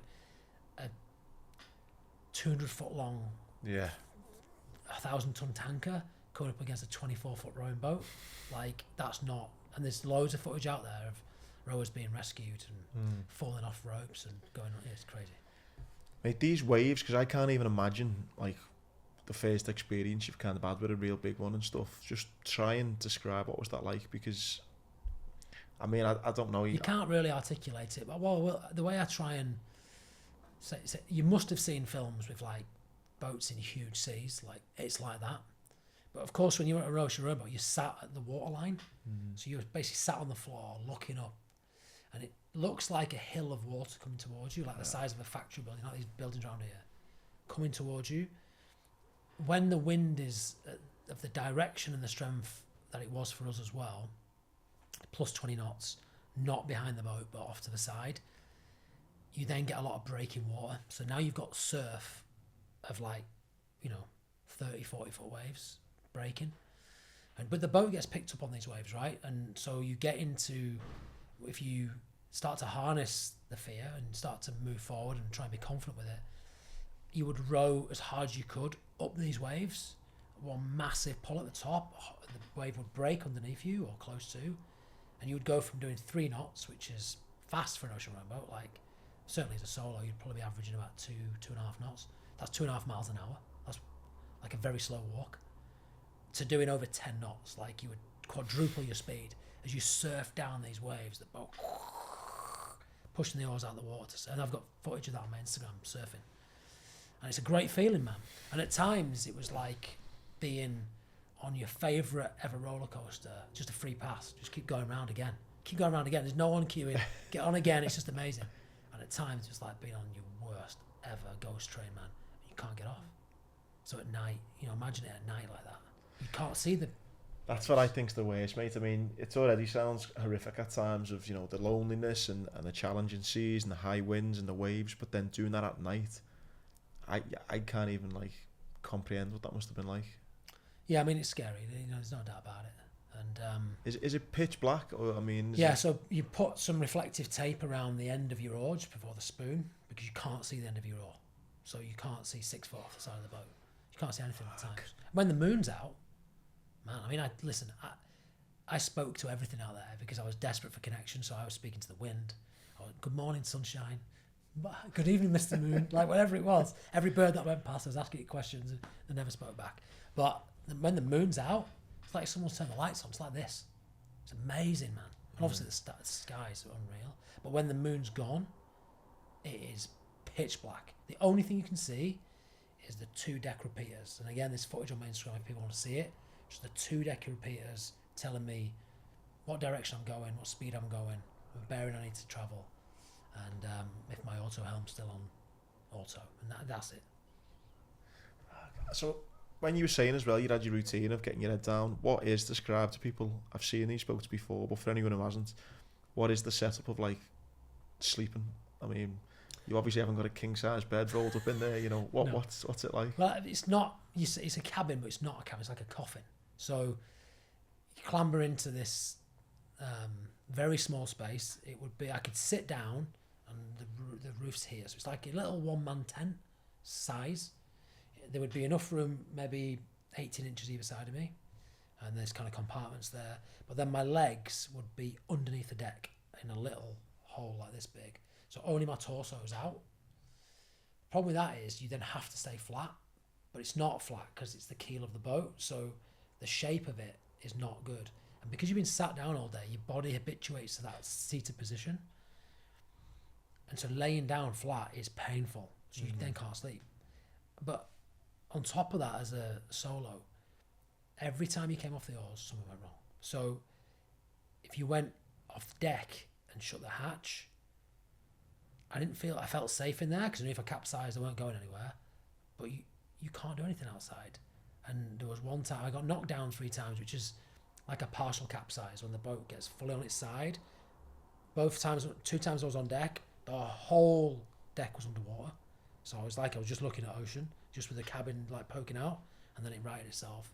It happened once at night, and that was probably one of the most scary times because I could hear this wave coming from a mile off. It's like whack, and it broke onto the boat. I was laid flat. I went from laying flat to laying face down. Everything that was put away, tied down in the little hatches, came flying out. So everything's everywhere. All the alarms start going off because the boat's like, you're off course.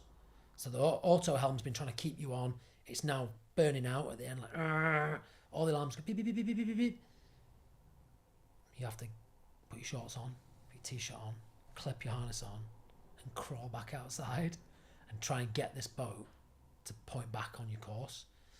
It's being called pinned by the wind. So it's when the wind then becomes at a 90-degree angle to the boat, it basically pins the boat and just pushes you south. And this is in the night, pitch black? Pitch black. It happened a lot. But the problem with that is, of course, then the wind generates a lot of the waves, and the wind was from the north-northeast, and the swell was coming from the north because we had massive low-pressure weather fronts. So all the big swells coming side on, nothing really behind you, and then all the big breaking waves are coming side on. So as you crawl out there, because there's no standing up on an ocean rowing boat, right? You're crawling out, you're getting these massive breaking waves peeling over the side of the boat, knocking you over, like bathfuls of water getting thrown on you. And you've then got to try and do the technical work you need to do with the auto helm, and then try and turn this boat by pulling max effort on one oar and pushing on the other against the wind. Now, every time I got pinned, it was instant adrenaline, instant stress. I have to get this boat off the wind because if I don't, I'm going to capsize because the waves are coming over the side, getting turned over. One time I couldn't do it. Pitch black. It was about 5 in the morning, 6 in the morning, something like that. I was trying 15 minutes, max effort, drenched with sweat, I'm like, you're going to have to make a decision here. You can't keep trying to fight it because you're going to capsize at some point. You're on deck. This is not good. Pitch black. So I put my parachute anchor out. You can't anchor, obviously, in the Atlantic because it's 4 or 5 miles deep. That's here to Liverpool and back 5 times or whatever. So you put a big parachute on an 80-metre line and a 90-metre retriever line out, and that fills with water and then turns the nose of the boat into the wind and stops your drift, basically, and turns you from not being side on, crucially. So I go back in the cabin. I'm on power anchor, so I know I'm safe. Boat's not going anywhere. Maybe drifting at half a knot instead of drifting at 3 knots side on. The weather's massive. I'm there for 8 hours. I'm like, and part of me is thinking, Jamie's probably not on power anchor and he's catching you up. So I'm like, I want to race, but I need to be safe. So I ring Duncan, my ocean rowing coach, up. Good guy to follow, actually. I think he's got 3 world records, done multiple oceans, rowed around Great Britain. Duncan Roy, Rowing Roy. Duncan Roy 1, I think, on Instagram. And I ring him up. I'm like, dude, I'm on power anchor. He's like, yeah, I can see. He said, what's the weather like? I said, it's brutal, man. It's ridiculous. I'm looking through the glass. It's just these massive breaking waves. I'm like, oh no. He says, hold the line, mate. I've got another sat phone call coming in. I'm like, okay. Comes back on the line 2 minutes later. He said, oh, that was the Dream Boats. That was the American team, 2 British guys, but American team who won the pairs race. He said, they've just capsized. He said, they're alive, they're good, but they've lost an oar and some kit, but they're good. What are you going to do about the power anchor? And the reason he asked was he knows that one of the most susceptible times to capsize is when you pull your power anchor in because you've got no boat speed. You're doing nothing. You're just there, bobbing up and down, getting smashed by the waves. He said, are you going to go and try and get it in this weather, or are you going to sit it out and wait for it to calm down? Now, it's at that moment you know the kind of person you are. And I felt it was like a seminal moment for me. I put the phone down, clipped on, crawled out, pulled it in and rode off, knowing that at any moment I was going to capsize because other teams with 2 people on board were capsizing around me. So you know, it took real courage to do that, and I'm proud of that. Not to say it was the right decision for everybody, but for me, it was right, and that was probably one of the scariest moments. It's just fucking petrol. Of many. Which is why my nervous system's still in pieces. Like, my heart rate variability now, Andy, is putting out numbers which I had when I had COVID. So, you know, way below half. It's 50% deduction in my heart rate variability. Like, just my nervous, because I was just anxious all day and all night, mate. Just stressed all the time. And that's not a normal thing for a human to be. You mentioned the 3 days you were most scared. Was that then one of them? No, they were the 3 days I was most low. Most so low. Emotionally low, yeah. And a lot of that is just sleep deprivation. At best, I was getting 3 or 4 hours a night broken sleep, but I would be waking up occasionally I would get a full sleep block, and I'd have a bit of dream, you know, a bit of REM sleep, and I'd wake up in a dark, like, what the hell's happened, if the weather was a bit calmer. But most of the time it was 20 minutes, half an hour, bolt upright, looking at the such an unnatural, stressful kind of 6 weeks here. In Antigua, man, I was waking up every hour, like, boat, what have I got? And wife's like, just lay back down, you're not on the boat anymore. And it's only this last week that I've been getting proper sleep. So I'm hoping my nervous system recovers. I'm trying to think of, like, what might sound like stupid questions, what people might be thinking. Like, to try and put yourself in this boat. It sounds stupid, but when you are getting smashed by waves, I mean, is it freezing cold water? Is it warm water? I mean, it feels cold. It's boiling out there. I mean, I was on the equator, right? Like, pretty much. And I ended up being the most southern boat out of all the boats in the fleet, because I just went with the weather to try and just be safe. So whichever way the waves were pointing when it was massive, I was pointing in the direction. I was going all the way. In fact, one of my mates, Gwyn, was like, sent me a message. He was like, you do realise you're the most southern boat. Like, everyone else is going west. What are you doing? And I was like, no, it's fine. My weather router said it's good. So it's the water temperature gets warmer. It's when you're in, it's really refreshing. But man, the hardest part of the day for me was, I mean, we were on UTC time, so it kept moving, but midday local time to 4 p.m, it was boiling. There's no escaping that heat, mate. You can't put any canopies up because they're classed as sails. You're sat on deck, melting. The back of my hands burnt for the first time in my life, like, just properly burnt. And little blisters on them. I think you can still see a couple of them here. So Duncan, we did a debrief, and he said, what was your most valuable 3 pieces of kit? My most valuable piece of kit on the row was my wide brimmed hat, because that, if I didn't have that, I was just completely exposed to the sun. Sounds a bit daft, like a hat, but like, that was the thing I treasured probably more than anything else. It's brutal, mate. Absolutely brutal. I had to listen to audiobooks in the afternoon, got into a routine of, I would listen to music at this time, I'd have no music at that time, I would listen to stories at this time, because it distracted me. Do you know what I mean? Conversation and human voices distracted me from the brutality of the weather, you know. And is it that just literally just music, audiobooks, and just getting just in a zone of just back and forth? A little bit. I mean, there were moments there, like, where it was perfect. Like, you know, the sun would be up, but there'd be a thin veil of cloud, so it'd just take the edge off. You'd have following seas, following wind, 15 knots, not too much, but not too little. The boat was trimmed perfectly. What I mean by trim is the weight was put around the boat rack, so constantly having to adjust that. As I ate food, it would get lighter at the back, and have to bring weight back. And see something like that, you just wouldn't even think of. Well, so much technical goes into it, right? There'd been no seaweed. That was a massive issue out there, seaweed. But so there was, and it was, and you were surfing these waves, and a tune had come on. You know that moment when you get ready to go out and the right tune comes on? It was like perfect. And there's again footage of me out there with a hand up surfing. It's like, it was just beautiful. So there were moments like that, but they were, you can count them on one hand in 46 days.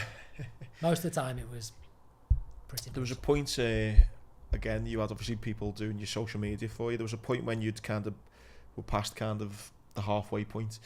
Was there a point for you mentally where you thought, right, I'm on the home stretch now? Yeah, and that was one of my biggest mistakes. So again, putting out this series next week, one of them is don't look past the next wave. Don't look too far ahead. So I was 240 miles out. Yeah, I remember it, 240 miles out. This was day 38, and this was one of my lowest days. I was trying to work out, I'd average 60 miles a day pretty much consistently, which is a lot for a solo, most of mid-50s, early 50s. The whole of January, pretty much. What I hadn't anticipated, and what I was trying to do was I was trying to work out how many days it took me to finish, based on 60 miles a day. So 24 divided by 6, I couldn't do it. Cognitively, my brain had gone. Got my calculator out, I couldn't do it on the calculator. Got a calendar out, couldn't count like 4 days. I started crying. I was like, I've lost my mind. So I ring my mate up. I'm like, mate, can you divide 20? What day do I come in? He's like, Thursday. I'm like, I know it's not Thursday, idiot. Don't know, he can't add up either. So I ring Sarah. She's like, I think it's Friday. I'm like, well, I think it's Friday, but it might be Saturday. And what had happened, mate, was I hadn't anticipated going across what they call the Barracuda Ridge, which is the deepest part of the Atlantic. It's where the Atlantic plate and the Caribbean plate meet, and there's a gap in between. And there's a north-south current that runs between the two. And my weather route said you're going to be going through a north-south current in about 12 hours. It's going to last for about 12 hours. And about 2 hours before I was supposed to go through it, I messaged him. I said, I'm in it, because it was like rowing through concrete. You pulled and it was like a max effort pull on a weight row or something. It was just like, I was like, wow, this is completely different. And it took my boat speed from going on an average of about 3 knots when I was rowing to 1.6 knots, which has massive technical implications on the boat and how it handles the weather and everything. Well, we can skip all that. What it really meant was that 7 days to finish started to become 7.5 days, 8 days. I'd looked too far ahead, and it broke me mentally, mate. I was absolutely gutted. I couldn't believe it. My family were flying out the next day to Antigua. I'm like, they're going to be in Antigua, and I'm going to be like, they're going to be sat there, and I'm not there. And I know Jack Jarvis, a friend of mine who did an amazing first row from mainland Europe to mainland America last year. It was one of the hardest things for him because his family were waiting for him, but he kept having to slow down. So that was a real lesson for me, to take one problem at a time. Don't look too far ahead. And we go back to goal setting. It's the same thing. You've got your goal, but you're not thinking about that day to day. You're thinking about what I need to do right now to move me closer. Mate, as you then get closer into land, it was on the Instagram feed, and he's the kind of live feed. I was sitting there with my daughter watching and stuff like that. I mean, when you've kind of know you've done it, I mean, what are you feeling after? Well, let's just say that moment didn't arrive until I saw the media boat, as I rounded the final headland. Really? Because we were walking in here, right? And let's say this, because I know a lot of people were waiting. It's like, he's going to finish at 4 o'clock, then it's 5, then it's 6, then it's 7. What happened was, and I don't think I misinterpreted this, because Jamie, there's a picture of me and Jamie when he finished talking to each other from a distance. He's pointing this way, I'm pointing this way.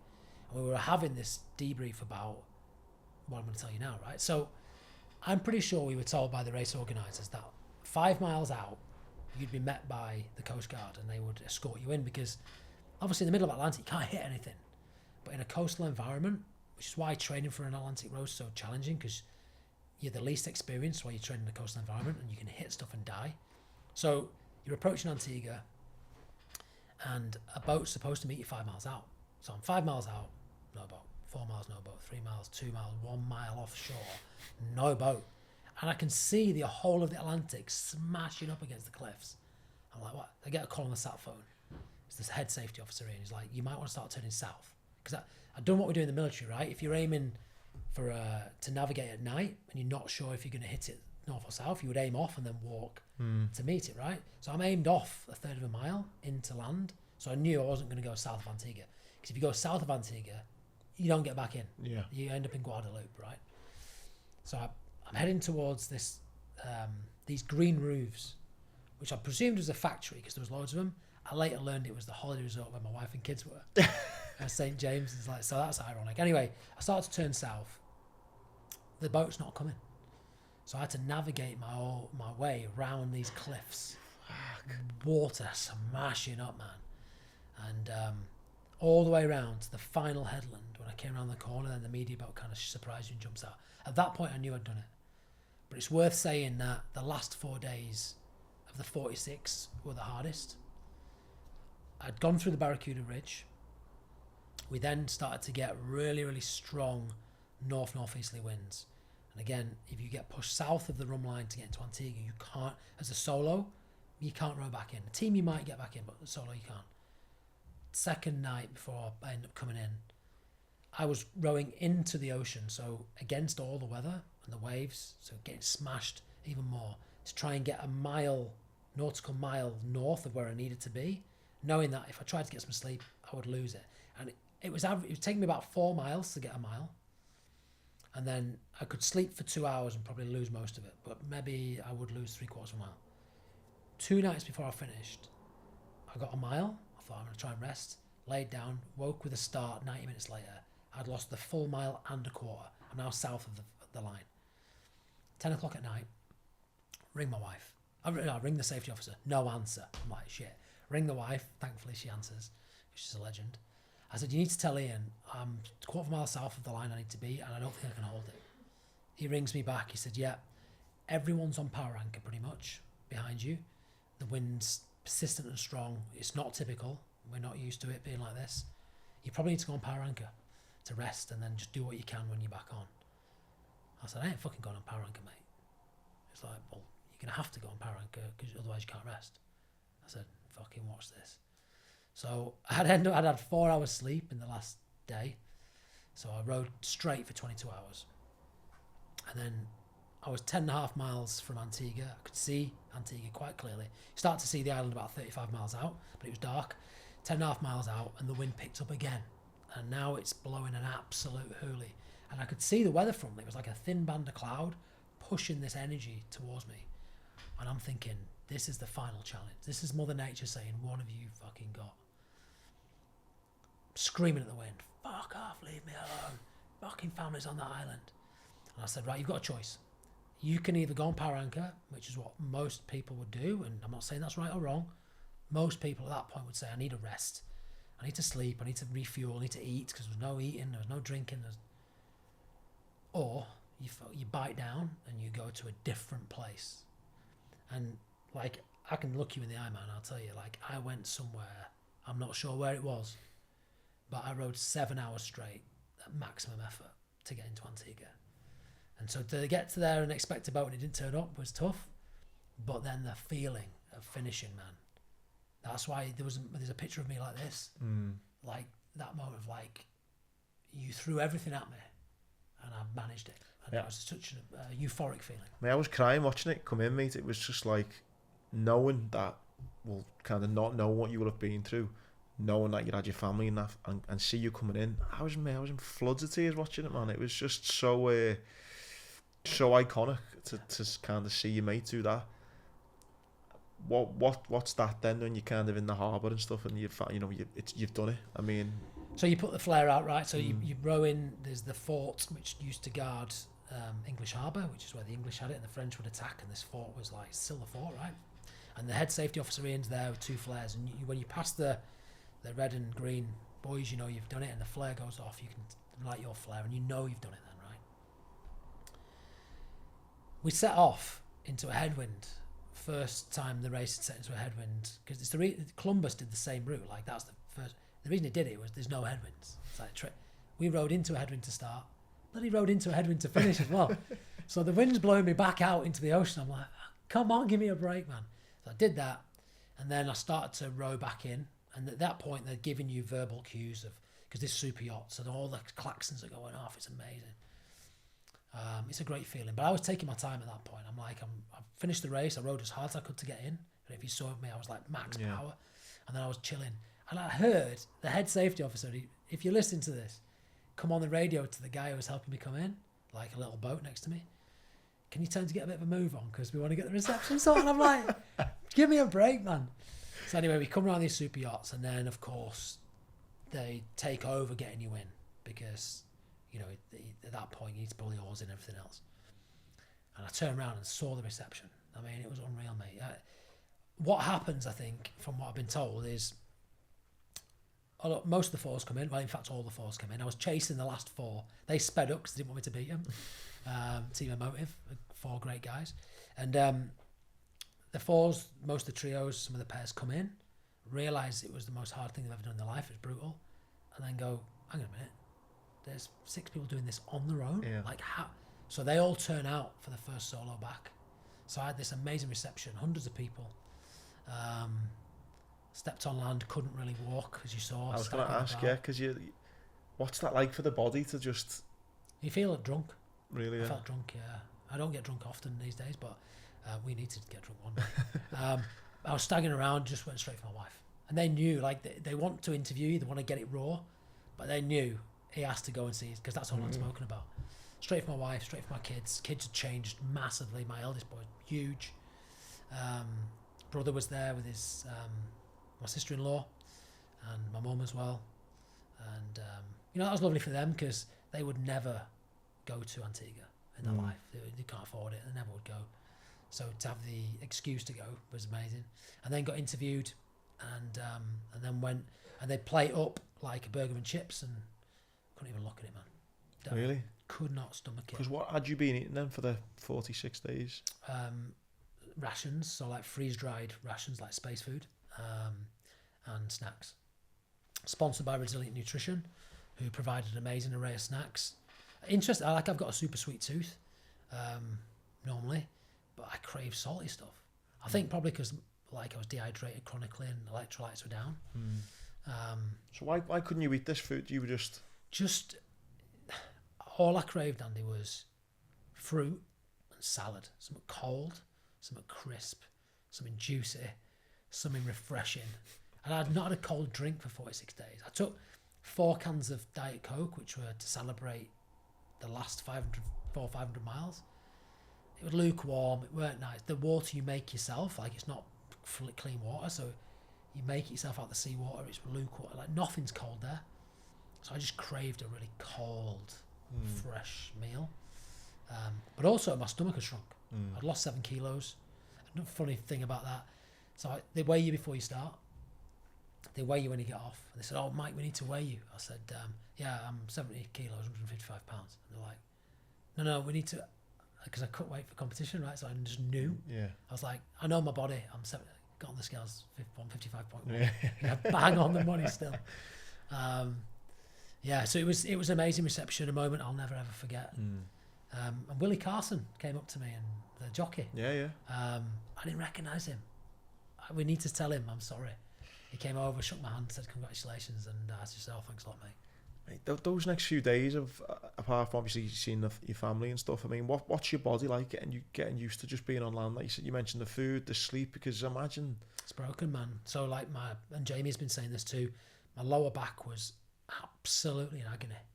I couldn't, because obviously I'm not stood up for 46 days. So standing up or laying flat, everyone's like, "Oh yeah, comfy bed." No, it's painful. So I couldn't stand up, really, without kind of like having to lean over every few minutes. Really painful. Couldn't lay down. I couldn't make a fist. I can just make a fist now, but I can't squeeze. I had Lego hands, perfectly oar-shaped hands, like literally call them claw hands. So I couldn't open my hands. I couldn't close them.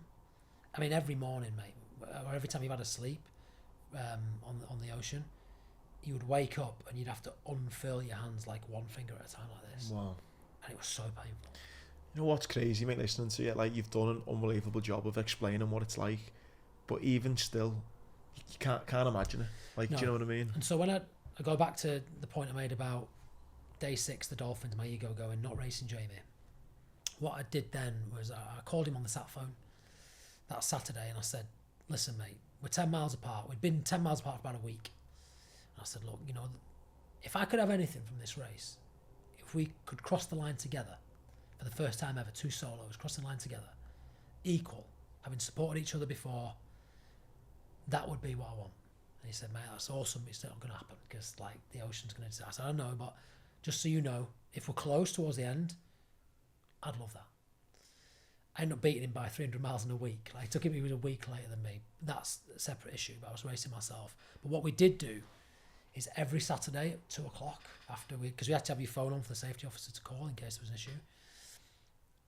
We called each other, and he was the only person in the world who knew how I felt. Even my ocean rowing coach, Duncan, had never done an ocean on his own and wasn't there then doing it in those conditions. Yeah.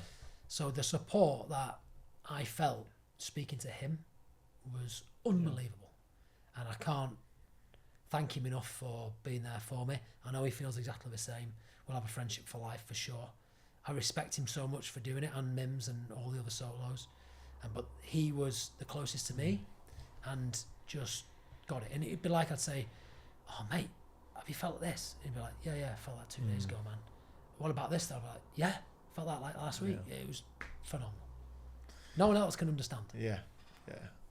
So then you have a few chilled out days. Well, I say chilled, getting your body used to it with the day after, you have to go back to your boat, and you have to be inspected again, because people leave the life raft at home, they ditch their anchor, like take the weight off the boat to go faster.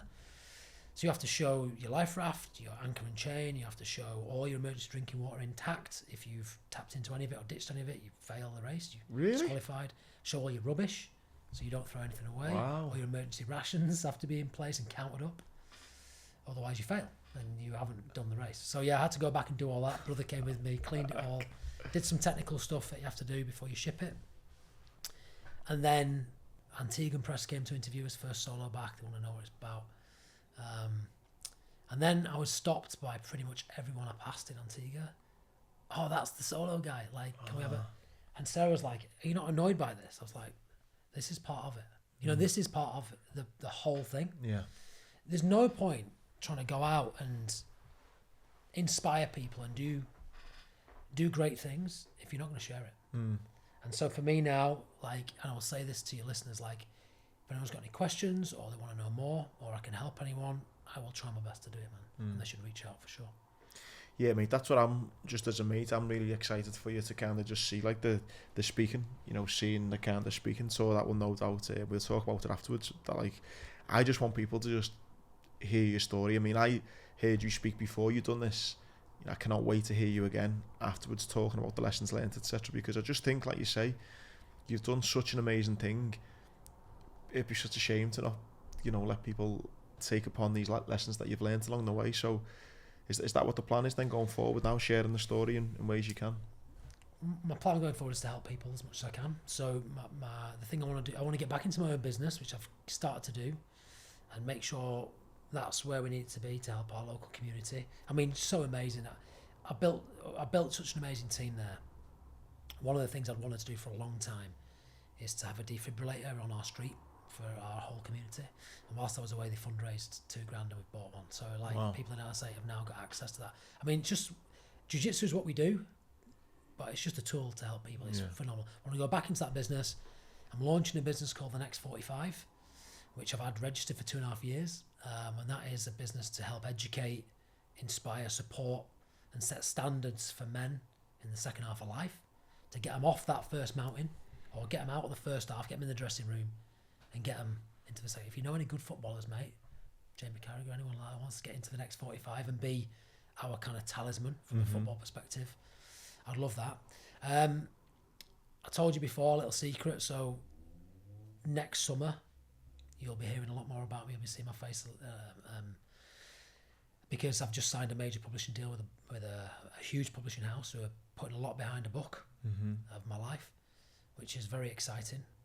But again, mate, and I'll talk, of course, but it comes back to what we said before about the goals. Like, I'm just here to help people, man. So anything I can do to help people, I will. Simple as that. I think it's probably a perfect way to end it, mate. Want to help people. Mike, I think when I first met you, mate, I knew straight away there was something about you. Been lucky enough to know you since last couple of months, and you've just went up in ways I couldn't even have imagined. You're just unbelievable, mate. One of the most humble, coolest ninjas I've ever met. And thank you so much, mate, for coming on the podcast. Anyone who wants to follow Mike, what's your Instagram again, mate? So Mike Bates _official. You can find me at the Atlantic Grappler, but that's a legacy account. If you want to see the row in its entirety, Mike Bates _official. You'll see all the posts from the row, the future stuff coming up, and website coming soon. And look, I want to say to you as well, man, the feeling's mutual. So I'll tell you something you'll have heard before probably, but I think Kev Sinfield said it, and through Jamie Jones Buchanan, who's a good friend of mine now. And that is that you're the average of the 5 people you spend the most amount of time with. You know, surround yourself with good people. If you're with people who are still going down a path that you know is not where you want to be, it's tough, but you've got to move away. And you've got to find people who believe in a life that you want to live. And can I say this before we finish? It's okay. You talked about meeting Paul and meeting you. One thing I do say when I speak, and I want everyone to know this, is that movement creates opportunity. You have to be moving forward towards a better version of yourself every day of your life. And we talk about goal setting. That's what goal setting is. It's about setting a direction of travel, a purpose, a mission, and you moving slowly towards that better version of yourself. That is living. If you don't do that, and you said this in your life cast, if you don't have those goals, you have nothing. You are not living. You're nihilistic. You have no purpose. There's no reason to get up in the morning. What happens is when you start on these journeys, even if it's a small goal, make your bed, tidy your room, like Jordan Peterson says, eat healthy, be around for your kids. That movement creates new opportunities. So I opened my Jiu-Jitsu Academy having left a career that I loved. Leeds Rhinos came knocking. Will you teach the forwards how to tackle? Sure. Through that, met Jamie Jones Buchanan. We sat down on the mats, we talked philosophy, became good friends.